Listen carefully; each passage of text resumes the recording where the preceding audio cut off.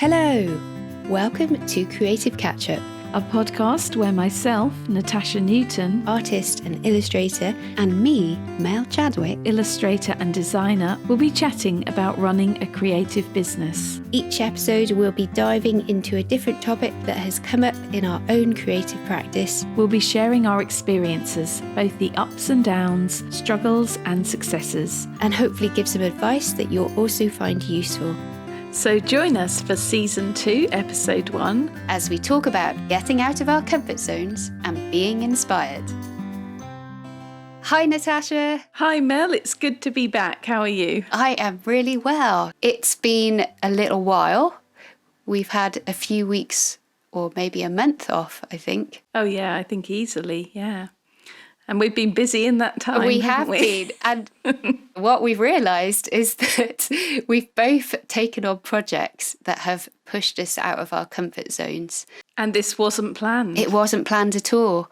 So we thought, actually, what a great topic. That would be a great topic for us to bring to Season 2, Episode 1. So we're going to be talking about getting out of our comfort zones and getting inspired.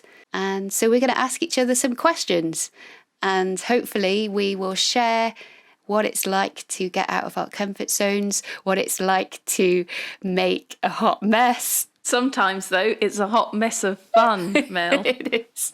We'll also be talking about the benefits of getting out of our comfort zone and whether it's a good thing to do, and how do we actually keep going when it feels like we just want to give up. Okay, so Natasha, let's start with you. Let's find out what you've been doing in these last few weeks. So what has been pushing you out of your comfort zone? Well, I decided to finally use the sketchbook I bought many months ago, back in the autumn, I think, when I was inspired by you to start a sketchbook habit. And I bought this lovely moleskin sketchbook, and sadly I had barely done anything in the sketchbook. I'd basically swatched a few paint colours and I was a little bit intimidated, but I decided that I was going to start sketchbooking, which is something I never do. Yeah, and so how did you kind of get going with it? What kind of prompted you to revisit it? Well, I was seeing on Instagram quite a few of the people I follow seem to be in Emma Carlisle's sketchbook club. And I noticed that they were making some interesting work that was actually quite different from the work that I would normally expect to see.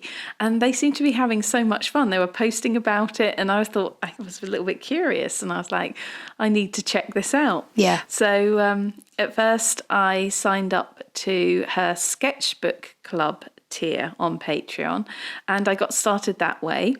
And it was a really good push into just using my sketchbook without actually worrying about the end result, because I think this was my problem. Yeah. When faced with like a brand new lovely sketchbook, I was so kind of uptight and worried about messing it up. Yeah.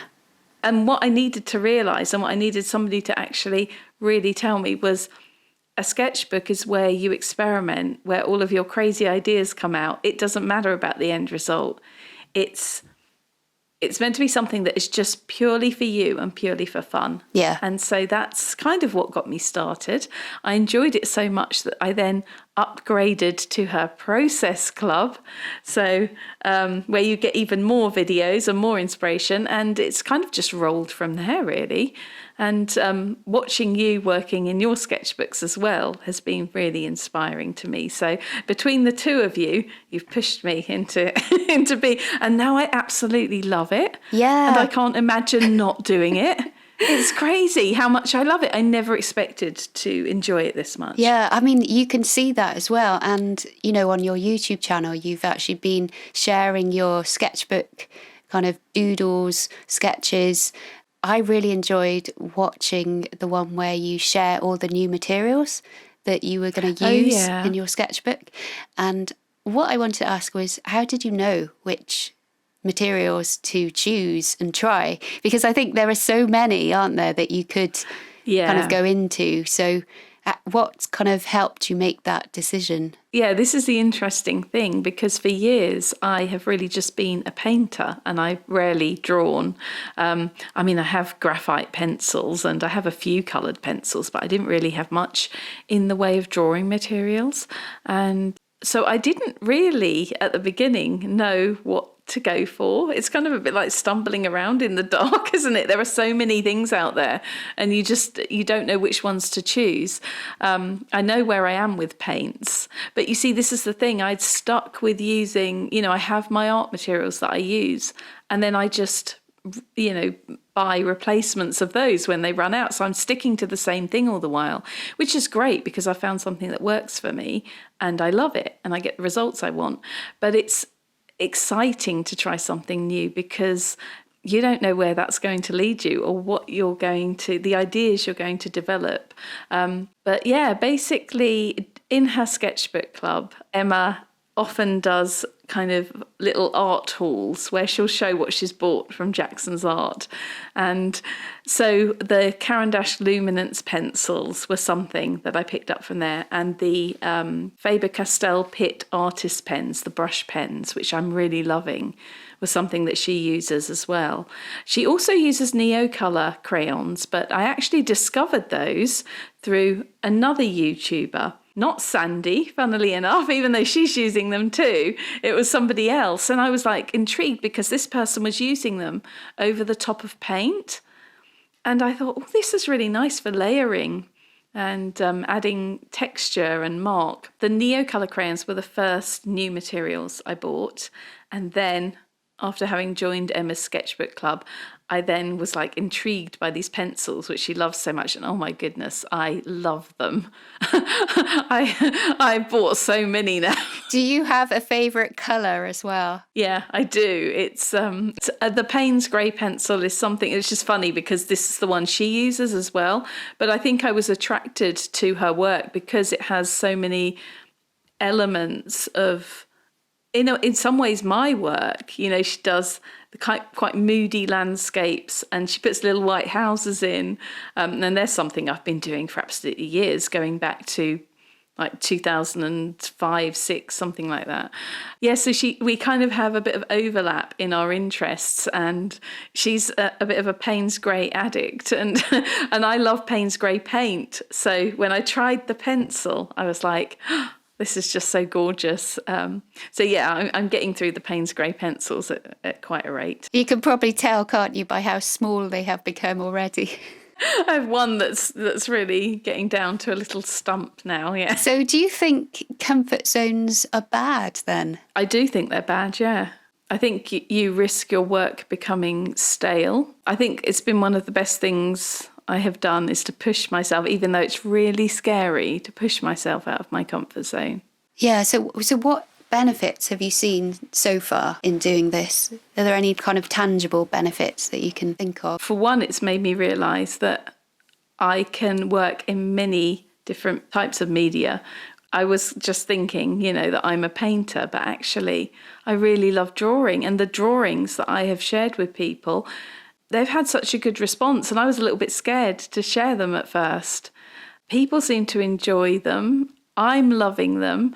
It's given me more confidence because I feel like I don't have to just be a painter. I can use, whatever I like. And it's just that joy of experimenting as well, like not knowing how something is going to layer on the top of something else. And when you hit upon something that you really love, it's that excitement because it can bring something new to your work that, it wouldn't have had if you hadn't experimented.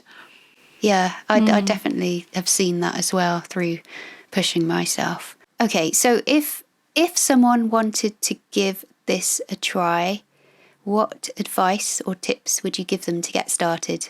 Ooh, this is a good question. I would say that it has been really useful for me to join this club because it gave me the push and also some of the information I needed. It's like with the art materials, as we said earlier, I wouldn't have known which ones to go for. So I think maybe if you see a course that interests you and I would say enroll on it, give it a go.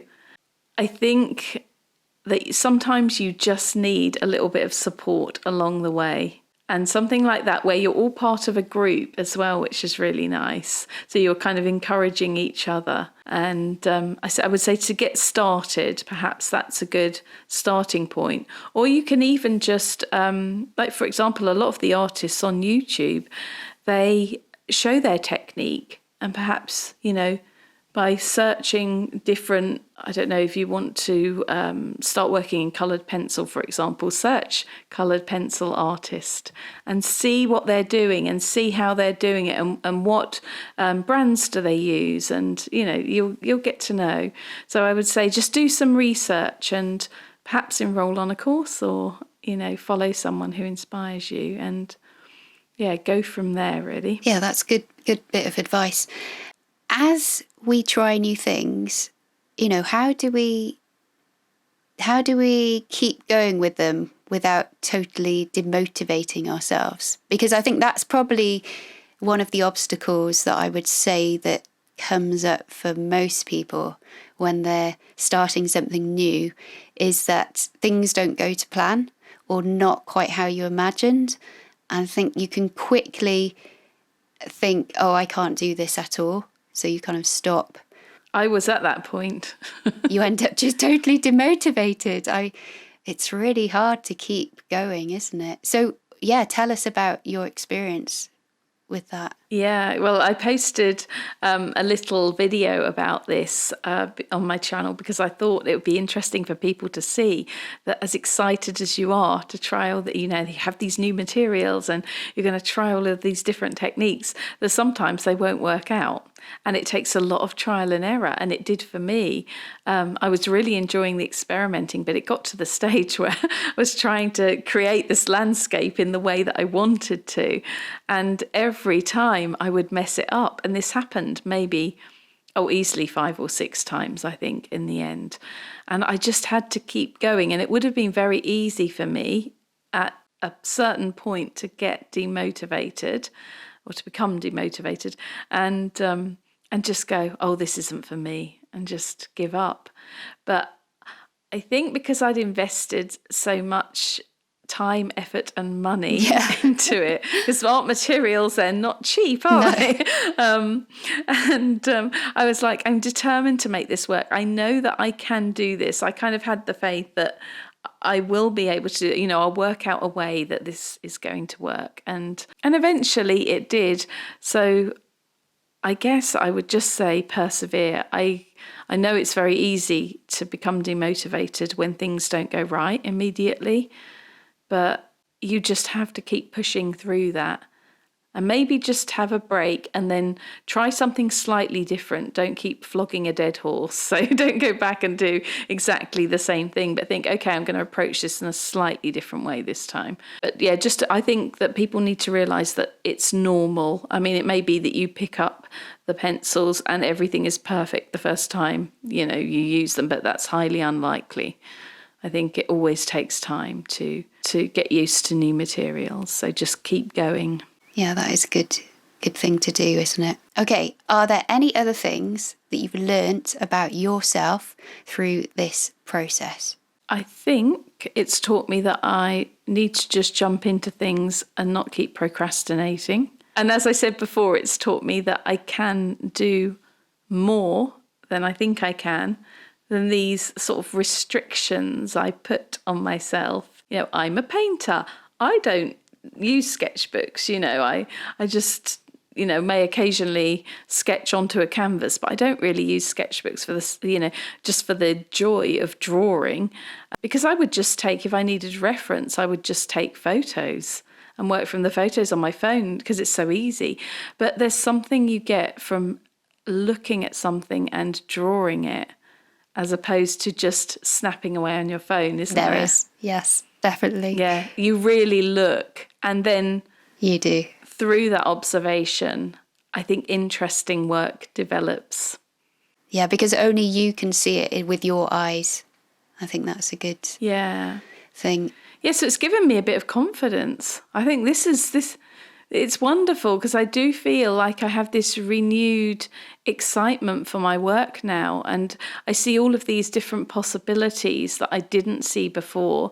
And I know that working in my sketchbook is something I can go to, and it's just purely for pleasure and enjoyment and something that relaxes me, actually, because there is no pressure to make that work a perfect piece of work. It's just for fun. And so, yeah, I think it's going to be very good for me. Yeah. So it sounds like this is definitely going to become a new habit for you. Oh, definitely. It's not going to be like I'll try it and that's it. You've done it for now, 30 days or something. No, I'm a confirmed sketchbooker now. Woo-hoo! And and I can't wait to actually share a little bit more of them. I mean, I won't share everything I put in my sketchbook, but I think it would be really fun to be able to show people that aspect of my work, like the unfinished pieces, the experiments, and just do this is what I'm planning to do in my art club, is to show them my sketchbook work and do sketchbook tours, as they say, or a little kind of flip through videos, so people can see a little bit of the process of, rather than just sharing, finished, perfect looking paintings. They can see all of the different ideas and work and experiments that goes into that behind the scenes. And I think it'll be interesting. Yeah. So yeah, definitely, guys, if you want to go and see Natasha's sketchbook drawings, first of all, go and check out her YouTube channel. Secondly, though, go and find, they can find you on, is it Ko-fi.com? Yeah, it's kofi.com/Natasha Newton.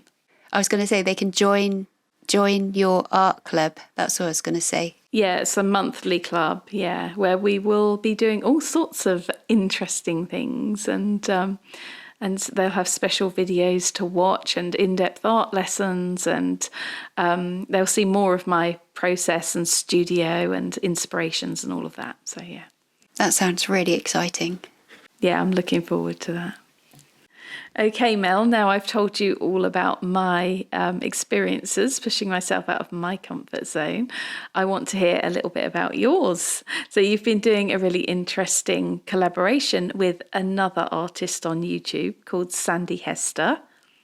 And, I'm going to ask you a few questions about that, and so we find out a bit more about it. So I was curious as to how you met Sandy. So how did you two meet? Well, I think it was definitely through YouTube. Sandy actually came across my channel through the creative conversations that I had put together. And oh, right. Yeah, so it's actually funny, isn't it, how that series has actually connected me with a lot of artists in different ways. Yeah. So she, like being Sandy, she's very enthusiastic and encouraging, and so wrote quite a lot of comments on my channel. So she stood out to me as someone who was definitely into art. And obviously Sandy has also got her own channel, Bits of an Artist's Life. And when I started watching her, I just felt that she was just so enthusiastic about her art and about, process, that it'd be good to connect with her. And so that's kind of how we met and kind of knew each other, because we would just start basically talking to each other in the comments, or just connecting in that way. But it wasn't until Natasha, actually, you came to visit me in Cornwall. Or not, you didn't come to visit me, but you came. Yeah, we met up while I was in Cornwall, yeah. Which is, I think, almost a year ago, isn't it? I thought this the other day, it is almost a year ago. Yeah, because we were there at the end of September, early October. And it doesn't seem possible that we've known each other a year. I know. Well, it was from that, I think I did a really long vlog on which included that, and I'd mentioned that we were going to do a podcast, and Sandy had written or had messaged me saying, "Oh, I'd love to do a collaboration with you as well." So that was the first time we kind of had talked about it, and obviously we had thought about it, but we hadn't really thought of an idea. So it wasn't until June or July, I think it was June, that we then started talking about, well, how about we do a collaboration? Let's go back to that idea and see if we can come up with something. Was it a joint idea, or was it something that one of you had in mind anyway? Well, we both said that we wanted to do something together, a project that both of us could work on. And obviously, because we were going to be doing it through YouTube, we could film the process. I think I first of all suggested doing maps, which is not out of my comfort zone. Definitely not. No. Would it be out of Sandy's comfort zone? It would have been out of Sandy's comfort zone. But actually, I had seen that she had been doing these wonderful, quirky, wonky portraits. And I then thought, hang on a minute, why don't we just do portraits? And especially like in the way that Sandy was doing them, which was not to kind of really do lifelike portraits, so kind of work on them in a completely different way to how I would go about it. So Sandy agreed to that and said, yes, that would be a great idea. So we kind of thought, right, okay, let's do that. That's so good. Yeah. And it really did push you out of your comfort zone, didn't it? It did. Because yes. am I right in thinking that you don't really do portraits? I don't do normal, no, I don't do wonky portraits. I don't do portraits that, look quite abstract or I did last year do a series of black and white pen portraits, really working from photos and working almost to try and get a real likeness with the people that I was drawing. Oh, but are these up online? Well, yes, they're actually in my shop, as in I can do a portrait for you, but it would be based on a photo of yourself and I would get a likeness. Yeah. But with this project, I really wanted to step aside from that and try and do something which wasn't lifelike. And that's what I loved about Sandy's pieces, was that she was able to get, I don't know, just a really nice feel with her portraits. And I was like, how do you do that? I want to do that. So, yeah, that's what I wanted to do. The process you went through as well, Sandy had you trying lots of different techniques, didn't she? Yeah. We both kind of came up with a list of things that, before our first Zoom call, how we could push each other. So when I'm teaching anyway, I get people to do different kind of techniques. So we'll use less dominant hand. We'll do blind drawing, where we don't look at the paper, we just look at the subject. Also, I introduced something called a two-handed drawing, which Sandy hadn't done before. Oh, right, yes. Oh, that was your idea. Where you use two hands and you just basically draw the portrait with both your hands at the same time. Wow. It's such a bizarre feeling. You should definitely try it. I'll have to give that a go. Yeah, I will have to give that a go. I was intrigued by it when I was watching you on your video. Yeah. Well, that and actually doing that in our first Zoom call was really good, because I felt really pressured. I felt so pressured at first to try and get a likeness. And I think that's what I was really pushing against, was not to do that. So you'll see in my first drawings, they're so unsure, and I feel like they're just not fun at all. So it took a little bit of time just to kind of let go. And I think doing those exercises where you go from your dominant hand to your less dominant hand, you're basically letting go of the control. And doing the two-handed thing means that you're not able to know sometimes what's the other hand doing, and you're just letting the pen kind of lead you around. Doing continuous line as well helps your hand move loosely rather than tightly. So all those activities were just good for pushing you out of your comfort zone and getting some interesting portraits out of them. You would never work in this way normally, would you? No, definitely not. So what do you feel you've learned from the experience of doing this? I think I've just learnt to not fear the unknown, as in not to fear the end result. Because I think so often you have in your mind what the end result can look like, and it's always better to let go of that. Because everything will fall short of that, or it will either fall short or it'll be completely out of your, like, you didn't imagine that is what could have happened. And I think that's what I found through it. The end pieces that I produced, I could not have imagined producing those pieces. They were so far from my kind of mind that they surprised me. And I think that's what I've learned, is that you've just got to let go. You've got to let go of that control and imagining what something could look like, because you just don't know until you actually do it, and you are pushed out of that comfort zone to do it. Yeah.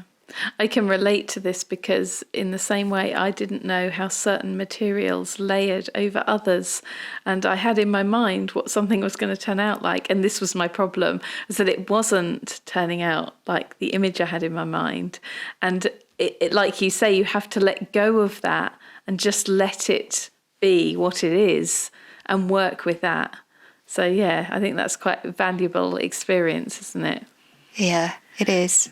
So do you think you'll be continuing with the wonky portraits? Are they going to be something you do now?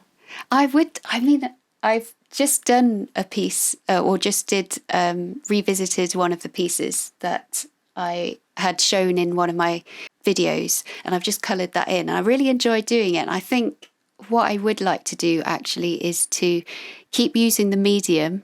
So the medium I've been using is the water-soluble crayons. You can get them Caran d'Ache. They're very similar to the Caran d'Ache Neocolor, although the brand I'm using is not Caran d'Ache, it's Lyra. Basically more of a budget range. But I've really enjoyed using that medium on black paper. And I think that's what I really like, is you can really see the texture of the crayon, and it really shows through, and I just love the finished feel of it. So I definitely think I want to do more pieces using that medium, whether it will be portraits or I love the interior spaces and drawing the still life.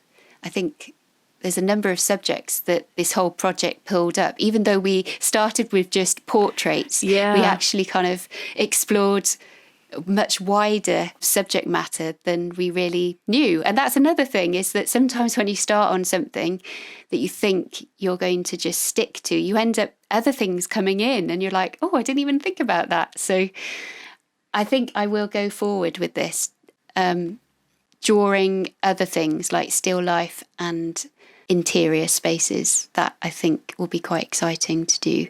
Yes. That's great. So it's opened up so many different things for you, hasn't it? So many new it has. subject matters, really. Yeah. Yeah, I found the black paper you used really interesting, because colours look so different on black as opposed to white, don't they? They do, yeah.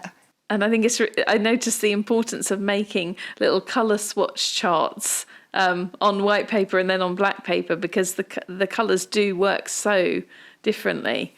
Yeah. They look so different. Yeah, I did actually wonder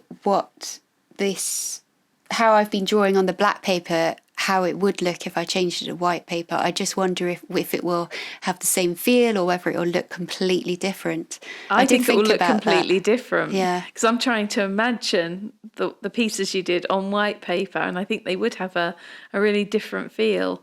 Yeah, it's almost like the black paper lends itself to an interior kind of space. I don't know.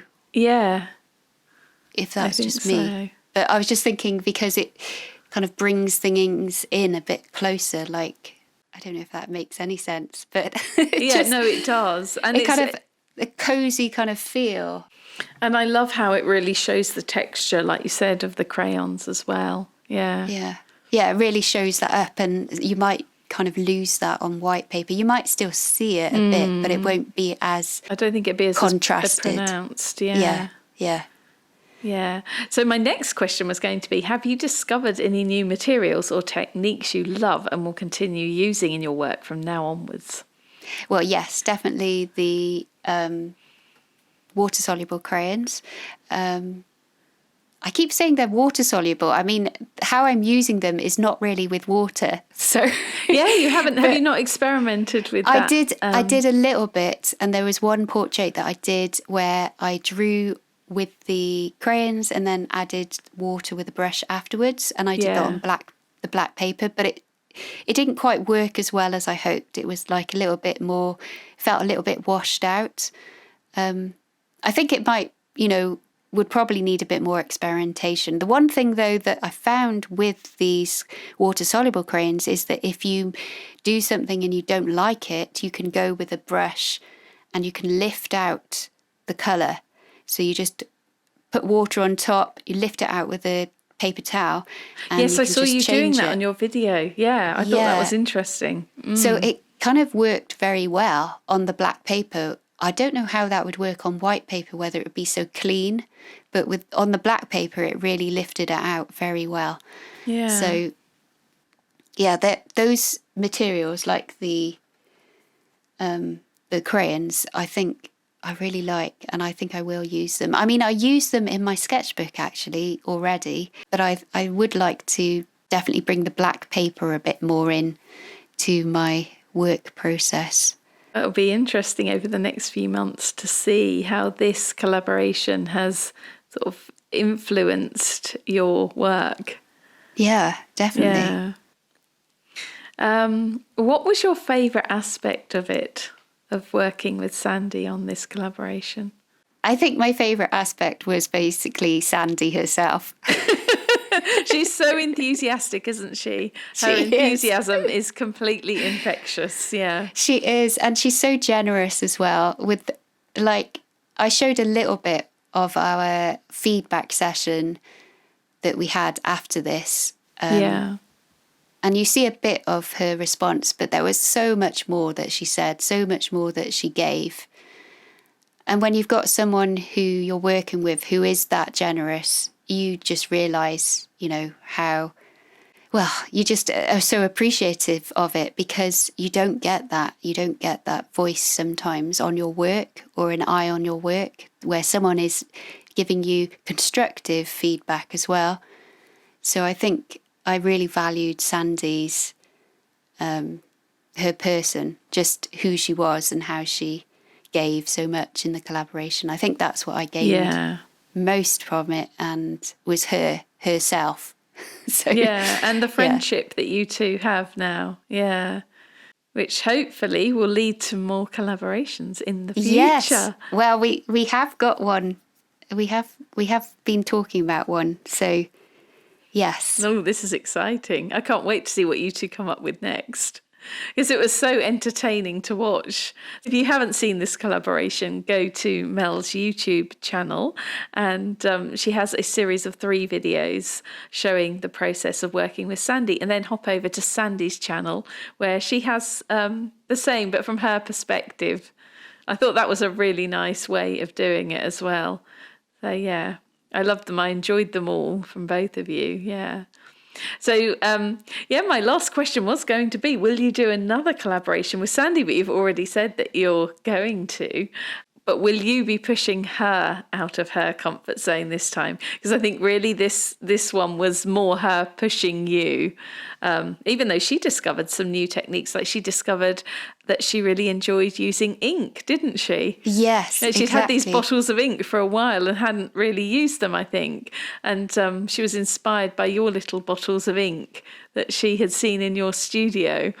And she started using them, and she loved them, didn't she? So she did discover some new techniques and new things. But so will you push her out of her comfort zone? Yes, and we're going to be doing more landscape and buildings. That is the teaser for our next collaboration. Oh, this will be nice. So, because Sandy mainly does people and birds. Is that right? Yes. People, birds, and still life. She does a lot of observation. She does a lot of objects, still life. Yeah. So, this will be really interesting to see how she interprets this. Yeah. Because this is something you're much more comfortable with. Yeah, I love buildings. Yeah, it's going to be fun because I'm sure actually, like you say with Sandy, she gained from the collaboration, even though she, is more familiar with drawing wonky portraits. And for me, I will probably be inspired by her interpretation of it as well. So again, that's what you get, I think, from pushing yourself out of your comfort zone and also working with others as well. And like with you, Natasha, I know you didn't work directly with someone, but at the same time, you were in a group. You've been part of it's like Emma's group. Sounds like that's an important aspect of this, is to surround yourself with people who are going to support you as you push yourself. And also seeing other people share their sketchbooks. So they sometimes, I haven't taken part in one of these because I've only been a member of the club for about a month, and only recently upgraded to the highest tier. But she does like a little Zoom sketchbook club thing where the top tier members get together and you can all draw together, and but she records them so that those of us who haven't taken part can actually watch them, and which was really nice because I got to see people sharing their whatever they were working on in their sketchbooks. Some of them they can choose to share them with the others or show them to the camera, but you don't have to. But it was interesting because people were sharing things that were, this is where like you had wonky portraits and I had wonky houses, because I noticed when I'm drawing the buildings and I'm trying to draw them quite quickly, they're not going to be perfect. And I don't want them to look like an architect's plan or an architect's drawing. I want them to have character.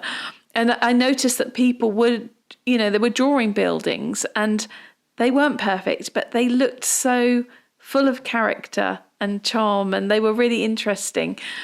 So seeing other people showing work that they were going, oh, well, this bit went a bit wrong, but, it doesn't really matter. And it actually gave me the confidence to go, you know what, I can share work that isn't perfect.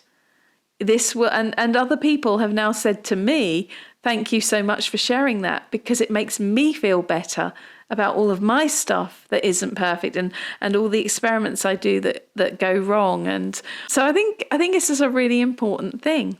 People sharing all aspects of their practice, not just the perfect, finished, the paintings that you're happy with and the ones that go in your shop or go to a gallery and are sold, but all of the stuff that leads up to that, I think is so valuable, because it really helped me to see people sharing stuff that wasn't perfect. And I realised mine does not need to be perfect. And I want to get away from this weird notion of perfect anyway, because I think it's really holding me back. Like drawing or painting should be a really joyful thing. And I think when you're striving for something and it's so tight and it's so exact, it actually becomes really frustrating. I found this, and I know that I paint in quite a precise way and that's my style, so I don't want to lose that completely. But I think loosening it up a bit and seeing where that leads me can only be a good thing.